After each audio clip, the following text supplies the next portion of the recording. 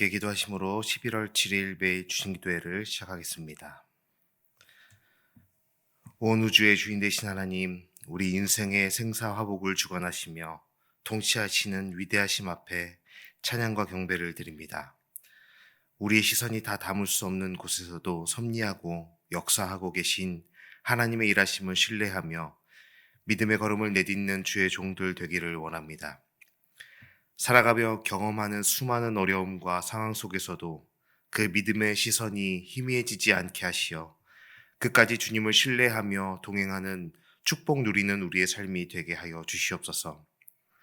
우리 교회의 주인 되신 하나님, 오늘은 우리 교회의 내년 사역과 예배, 중요한 결정들을 하는 연말 당회가 시작되는 날입니다.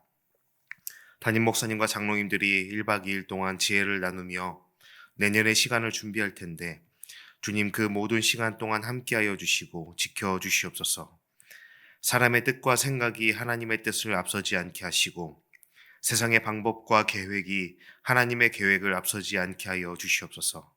모든 사람을 만족시킬 수 없고 세상적인 기준으로 미련해 보인다 하여도 하나님이 원하시고 말씀하시는 결정을 따르는 우리 교회가 되게 하시고 연말당회가 그 일에 귀하게 쓰임받는 통로가 되게 하여 주시옵소서. 회의를 위해 이동하는 모든 교통편과 진행되는 모든 일정을 안전하게 지켜주시고 모든 분들의 건강과 안전, 감정과 마음도 붙들어 주시어 감사와 찬양으로 채워지고 마무리되는 연말 당회가 되게 하여 주시옵소서.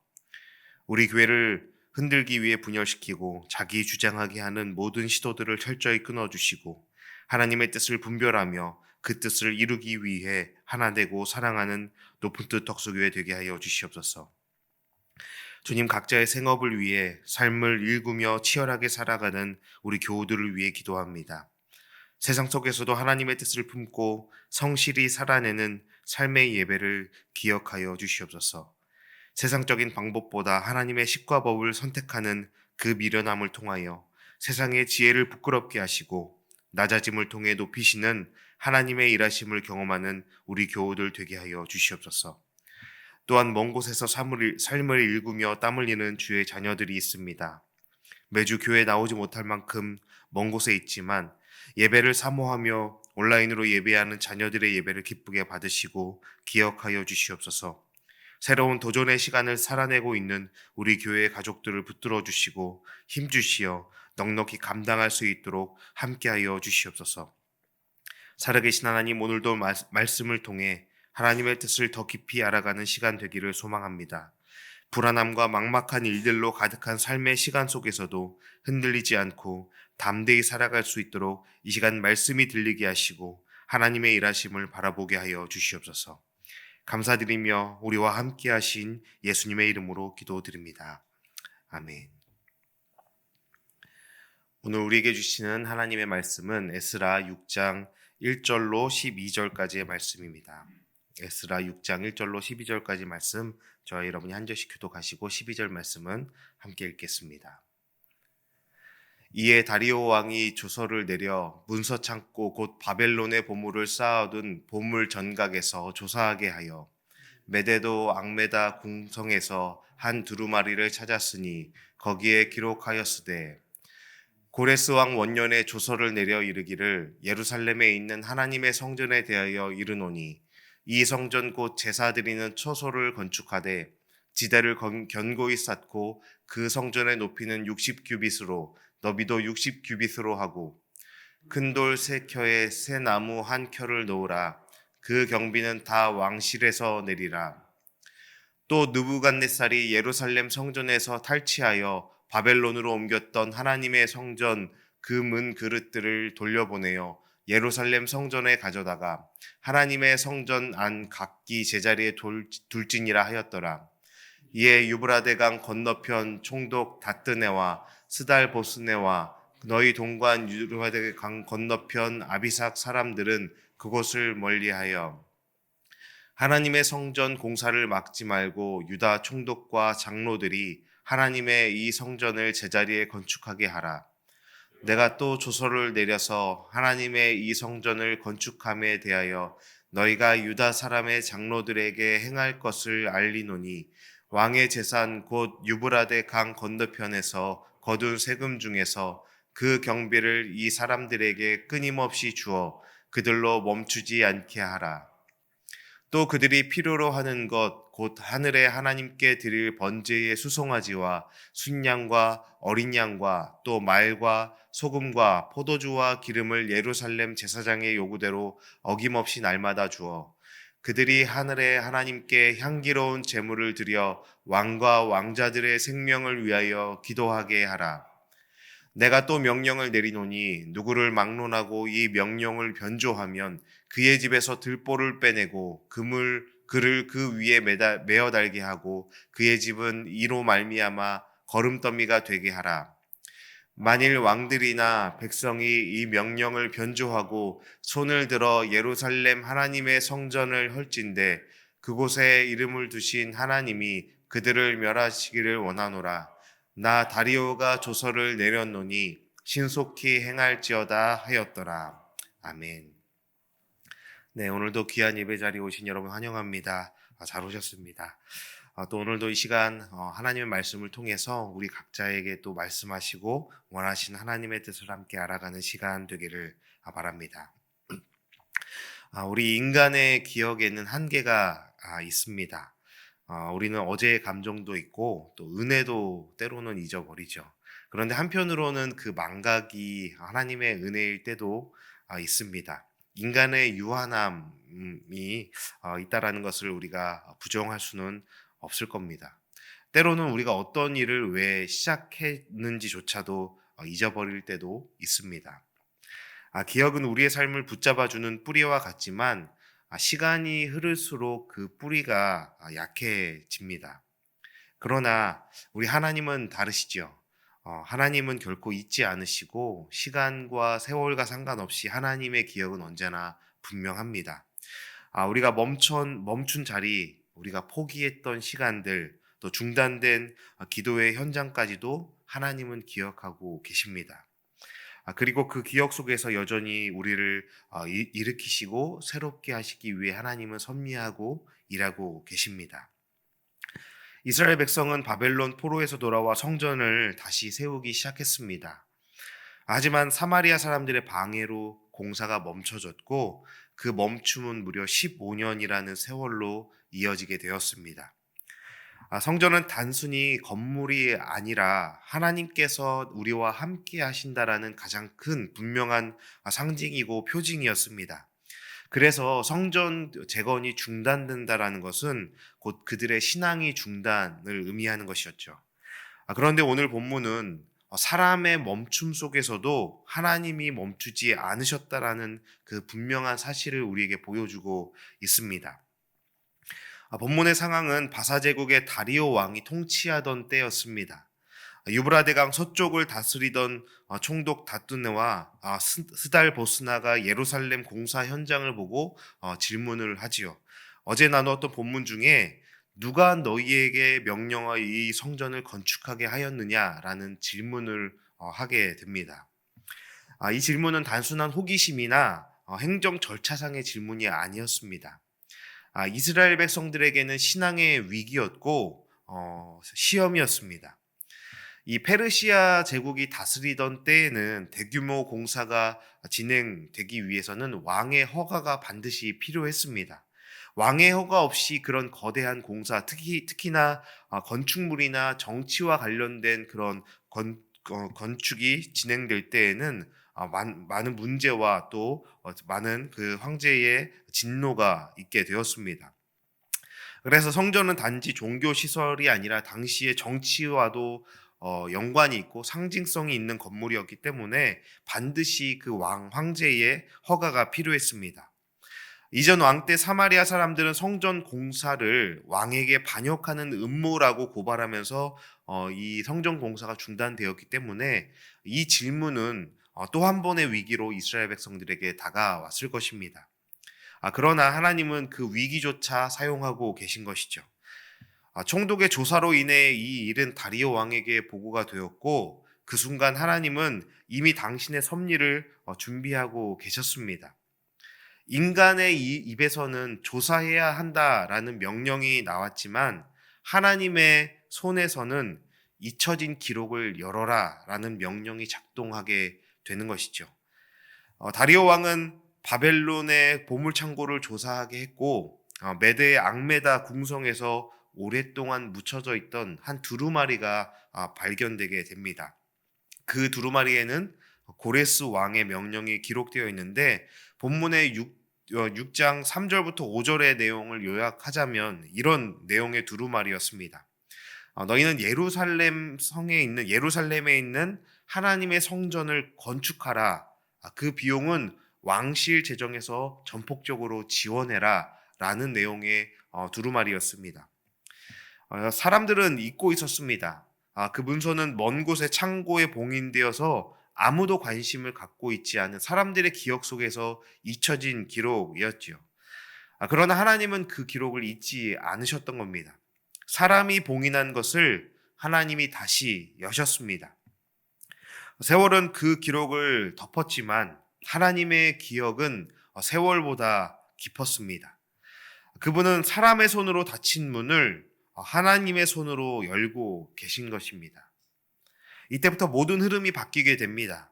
다리오는 단지 막지 말라 하지 않고 돕게 하라라고 명령을 다시 내리죠. 본문의 8절에 유브라데강 건너편의 세금 중에서 경비를 끊임없이 주어라 라고 명령합니다. 단지 그것을 막고 제재하지 말라라는 수준이 아니라 왕실 재정을 통해서 그것을 전폭적으로 지원해라 라는 놀라운 역전이 일어납니다. 심지어 제사에 필요한 짐승과 곡식과 포도주, 기름까지 공급하라라고 명령을 내리고 있습니다. 그렇다면 하나님은 왜 이 모든 일을 다시 시작하게 하셨을까요? 왜 잊혀져 있던 사람들의 기억에서 잊혀져 있던 성전 건축을 다시 시작하게 하셨겠습니까? 성전을 다시 세우라는 명령의 목적은 분명합니다. 오늘 본문의 10절에 그들로 하늘의 하나님께 향기로운 제사를 드리고 왕과 왕자들의 생명을 위하여 기도하게 하라라고 기록되어 있습니다. 하나님께 향기로운 제사를 드려라 라는 것이 바로 이 성전 건축의 목적인 것입니다. 하나님이 원하시는 것은 화려한 건물을 다시 지어서 내가 영광받을 수 있게 나를 위해서 건축을 해라 라는 것이 아니라 예배를 회복하라 라는 말씀을 하신 겁니다. 하나님은 무너진 벽을 다시 세우는 그 물리적인 벽을 세우는 것보다 무너진 예배자의 마음, 예배의 마음을 먼저 세우기를 원하신 것입니다. 하나님은 우리의 막힌 길을 여실 때마다 그 끝을 예배의 자리로 이끄십니다. 그분이 역사하시는 이유는 우리의 형편을 바꾸기 위해서가 아니라 우리의 결핍을 채워주시기 위해서가 아니라 우리의 1차적인 기도의 제목에 응답하시기 원해서가 아니라 우리가 다시 하나님 앞에 서서 그분을 예배하게 하시려는 것입니다. 이스라엘에게 성전 재건은 단순한 복구가 아니라 예배의 숨결이 돌아오는 일이었습니다. 벽은 세워지지 않았지만 사실 더 무너져 있던 것은 그들의 마음이었고 예배였습니다. 하나님은 잃어버린 제사와 감사, 식어버린 예배의 감격을 다시 회복시켜 주시기를 원하신 것입니다. 이것이 바로 하나님이 위기를 기회로 바꾸시는 진짜 이유인 것입니다. 하나님은 당신의 백성이 예배 드릴 수 있도록 왕의 마음까지 움직이시는 분입니다. 다리오의 명령은 단순한 법적 보호가 아니라 하나님이 친히 당신의 이름이 걸린 예배를 지키신다라는 선언이고 하나님의 의지를 보여줍니다. 하나님은 멀리서 바라보시는 분이 아니라 그분의 백성이 예배할 수 있도록 지금도 길을 여시고 손으로 붙드시는 분이십니다. 그래서 우리는 하나님의 일을 지킨다라고 말하기보다 하나님이 우리를 예배의 자리로 지켜주신다라는 사실을 기억해야 합니다. 우리가 이곳에 모여서 하나님을 예배하는 것이 우리가 하나님을 위해서 무엇을 하고 그런 예배 행위를 한다라고 말하는 것이 아니라 하나님이 우리가 예배할 수 있도록 우리를 이곳으로 불러주셨고 우리의 삶을 지켜주고 계신다라고 우리는 고백해야 하는 것이죠. 우리가 예배를 드리고 있다고 생각하지만 사실은 하나님이 우리를 예배하게 하시고 그 삶의 자리를 지켜주고 계신 것입니다. 우리가 하나님을 위하여 또 교회를 위하여 봉사하고 섬긴다라고 우리가 말하고 있지만 사실은 하나님이 우리가 그렇게 예배를 섬기고 교회를 위해 봉사하고 선신하고 섬길 수 있도록 그 상황과 여건을 허락해 주신다라는 것입니다. 여러분, 오늘 우리 자신에게 질문해야 하는 것, 우리의 성전은 무엇인가를 이 말씀 앞에 질문해야 하지요. 신약 성경은 이렇게 말합니다. 고린도전서 3장 16절에서 너희가 하나님의 성전인 것과 성령이 너희 안에 거하시는 것을 알지 못하느냐라고 말합니다. 신약 성경 여러 곳에서 성전은 그 건물이나 물리적인 공간이 아니라 이제 하나님의 영이 거하시는 우리 자신이 바로 성전이라고 말씀하고 있습니다. 성전은 돌로 세워진 건물이 아니라 예수 그리스도 안에서 새롭게 된 우리 자신이 바로 성전인 것입니다. 하나님의 영이 거하시는 자리, 그것이 우리의 마음이고 우리의 삶인 것입니다. 그러므로 성전 재건의 이 이야기는 단지 과거의 따분한 다른 민족의 역사가 아니라 오늘 우리 안에서 하나님이 다시 예배를 회복하시는 이야기인 것입니다. 오늘 우리의 중단된 성전이 무엇인지, 무너진 예배, 미뤄두고 있는 순종, 그리고 식어버린 사랑이 무엇인지 우리는 이 말씀 앞에 다시 우리 삶을 돌아보아야 합니다. 하나님은 다리오의 창고에서 그 깊은 곳에 묻혀져 있던 그 두루마리를 꺼내시듯 우리의 기억을 흔드십니다. 너희가 나에게 약속했던 처음 사랑을 기억하라.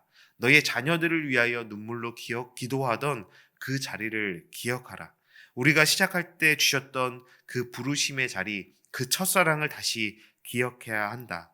눈물로 드렸던 기도, 하나님 앞에 아무런 계산 없이 순종을 결단하던 그 발걸음을, 그 처음 기록을 주님은 다시 기억하여 꺼내어 우리에게 읽어주시는 것입니다.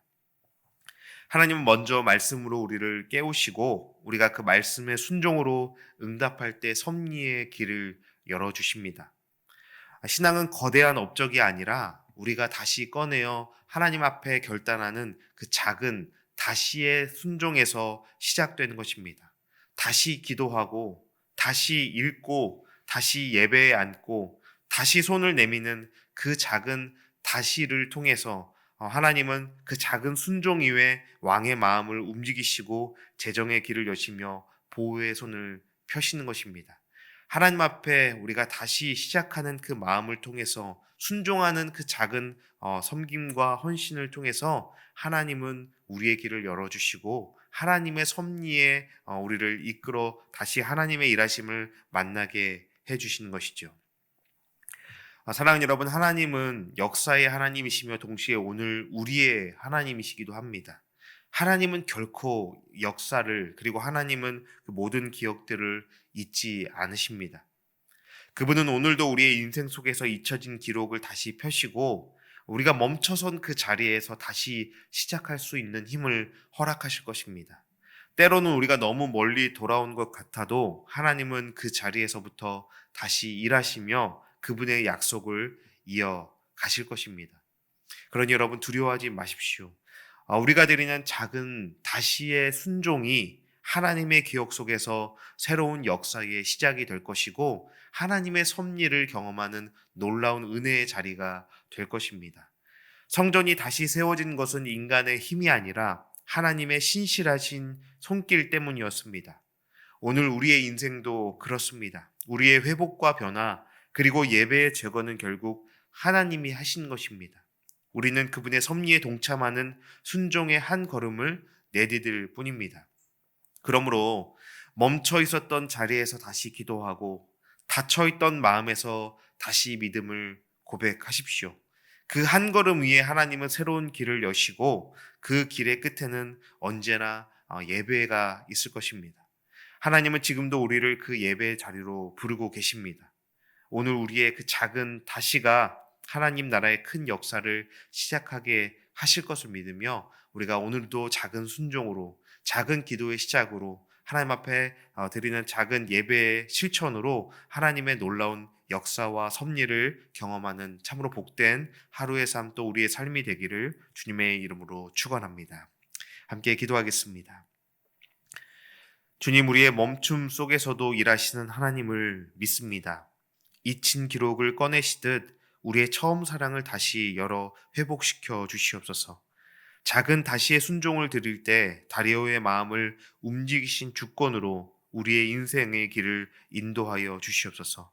길이 열릴 때 예배로 나아가게 하시고 길이 막혀도 예배로 버티는 우리의 삶이 되게 하여 주시옵소서.